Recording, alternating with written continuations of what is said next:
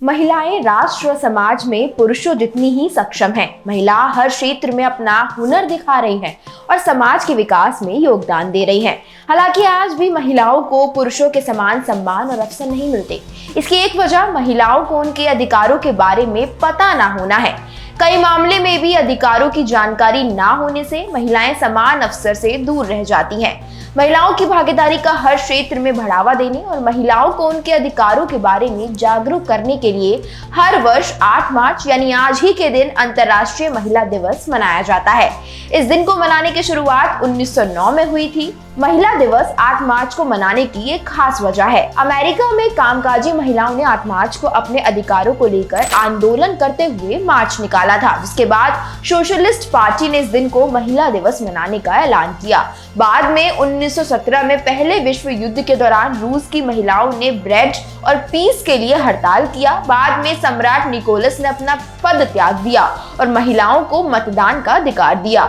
ये देख यूरोप की महिलाओं ने भी कुछ दिन बाद 8 मार्च को पीस एक्टिविस्ट का समर्थन करते हुए रैलियां निकाली। इस कारण 8 मार्च को अंतर्राष्ट्रीय महिला दिवस मनाने की शुरुआत हुई। बाद में 1975 में संयुक्त राष्ट्र ने अंतर्राष्ट्रीय महिला दिवस को मान्यता दे दी। भले ही आज हम ये कहकर अपनी पीठ थपथपा लें कि आजादी के 75 सालों में हमारी महिलाएं चांद पर पहुंच गई, फाइटर प्लेन उड़ा रही हैं, ओलंपिक में पदक जीत रही हैं, बड़ी बड़ी कंपनियां चला रही हैं या राष्ट्रपति बनकर देश की बागडोर संभाल रही हैं, लेकिन व्यवहारिक तौर पर देखें तो ये संख्या महिलाओं की आबादी का अंश मात्र ही है। हमारे समाज की महिलाओं का एक बड़ा तबका आज भी सामाजिक बंधनों की बेड़ियों को पूरी तरह से तोड़ नहीं पाया है। ये भी सत्य है कि जब जब कोई स्त्री अपने उपस्थिति दर्ज कराना चाहती है, तब तब ना जाने कितने रीति रिवाजों, परंपराओं, पौराणिक आख्यानों की दुहाई देकर उन्हें गुमनाम जीवन जीने का विवश कर दिया जाता है।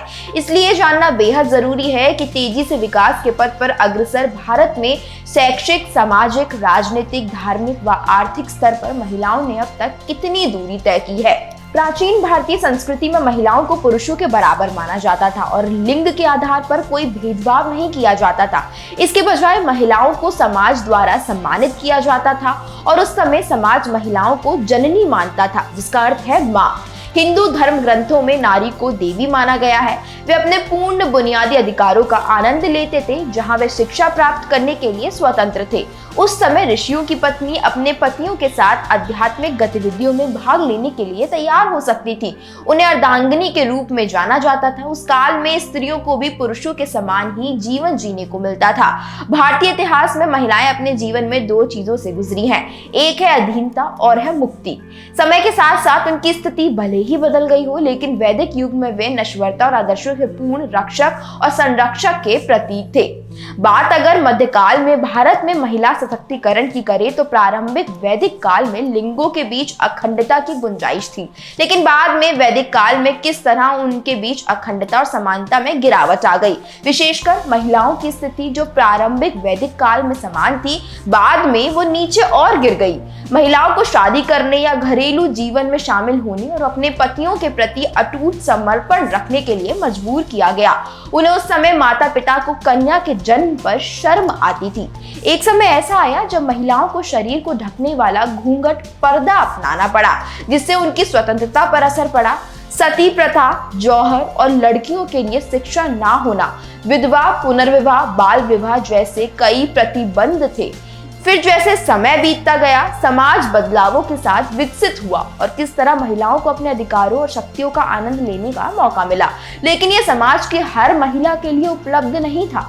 धीरे धीरे भारत में महिला सशक्तिकरण की ये लड़ाई मजबूत होती गई। लोग संतुष्ट थे कि परिषद ने उन्हें समानता का वादा किया है, समान नागरिक संहिता की आशा रखी और मताधिकार दिया, जिससे उनकी समस्या और कम हुई।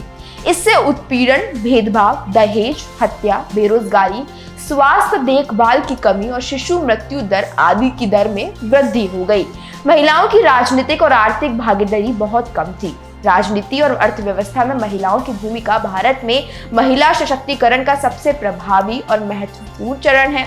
इतने सारे सुधारों, अधिनियम और कानूनों के बाद महिलाओं को राजनीतिक रूप से अपना प्रतिनिधित्व करने का मौका मिला। महिलाओं के राजनीतिक सशक्तिकरण को उनके वास्तविक सामाजिक सशक्तिकरण में बदलना बहुत कठिन कार्य था, क्योंकि किसी तरह ये पता चला था कि स्थानीय निकायों में महत्वपूर्ण जनसमूह के अस्तित्व के बावजूद विधायिका में महिलाएं अभी भी लैंगिक हिंसा के प्रति संवेदनशील थी। महिलाओं की राजनीतिक भूमिका के प्रति सामाजिक दृष्टिकोण में कभी कोई बदलाव नहीं आया, लेकिन पितृसत्ता अभी भी राजनीतिक दुनिया में महिलाओं के लिए बाधाएं पैदा करने में सक्रिय है। इसके अलावा महिला सभी वर्गों, जातियों आदि के साथ साथ स्थानीय निकायों में विधायिका में अधिक प्रतिनिधियों की हकदार है। यह लोकसभा में महिला सदस्यों की अग्रणी भूमिका से सुनिश्चित हुआ जब उन्होंने घरेलू सहायिका, जो हमारे समाज के सबसे कमजोर वर्ग में से एक है और रोजगार की परिभाषा से बाहर है, उनको यौन उत्पीड़न के खिलाफ महिलाओं की सुरक्षा में शामिल किया। 2011 में आया वर्क प्लेस बिल। भारत में अर्थव्यवस्था और महिला सशक्तिकरण की अवधारणा एक दूसरे पर निर्भर है। अपने जीवन पर नियंत्रण पाने के लिए भारत में आर्थिक विकास में महिला महत्वपूर्ण भूमिका निभाती हैं। वह कई दशकों से मजबूर मजदूर के रूप में इसमें भाग ले रही हैं। उन्हें बहुत कम वेतन दिया जाता है। लगभग सभी देशों में राष्ट्रीय आय लेखांकन में देश की आर्थिक भलाई में महिलाओं के योगदान को अभी भी नजरअंदाज किया जाता है। लेकिन अब आधुनिक समय में जिस तरह से भारत में महिलाओं अपने सशक्तिकरण का प्रयोग करती हैं, उसने पिछले परिदृश्य की तुलना में परिदृश्य को काफी हद तक बदल दिया है। उन्होंने अपने स्वयं सहायता समूह शुरू किए हैं, कारखानों में काम करते हैं और उनका अपना व्यवसाय है। श्री महिला गृह उद्योग लिज्जत पापड़ एक अच्छा उदाहरण है। इसके साथ ही भारत में महिला सशक्तिकरण को बढ़ावा देने के लिए भारत सरकार द्वारा कई कानून और अधिनियम क्रियान्वित किए गए। हम ये कह सकते हैं कि आजादी के बाद से अब तक भारत में महिलाओं ने विभिन्न क्षेत्रों में एक लंबा रास्ता तय किया, परंतु अभी भी मंजिल से मीलों दूर है। तेजी से भागते समय इस पहिए के साथ हमारी रफ्तार बहुत धीमी है और इस रफ्तार को तभी बढ़ाया जा सकता है जब भारतीय समाज पितृसत्तात्मक मानसिकता से ऊपर उठकर महिलाओं को भी पुरुषों के समान बराबरी के अधिकार प्रदान करेगा। हालांकि हमारे संविधान में स्त्री और पुरुष को समान अधिकार दिए गए हैं, लेकिन यहाँ का समाज अपने नियमों के अनुसार महिलाओं को संचालित करता है, जिसमें बदलाव की सख्त जरूरत है। साथ ही इस बात पर भी गौर किया जाना चाहिए कि हमें नारी शक्ति का उद्धारक नहीं बल्कि उनका सहायक बनना है। भारतीय महिलाएं भी संसार की अन्य महिलाओं की तरह अपनी समस्याओं को सुलझाने की क्षमता रखती हैं। आवश्यकता बस इतनी है कि उन्हें उपयुक्त अवसर प्रदान किए जाएं। धन्यवाद।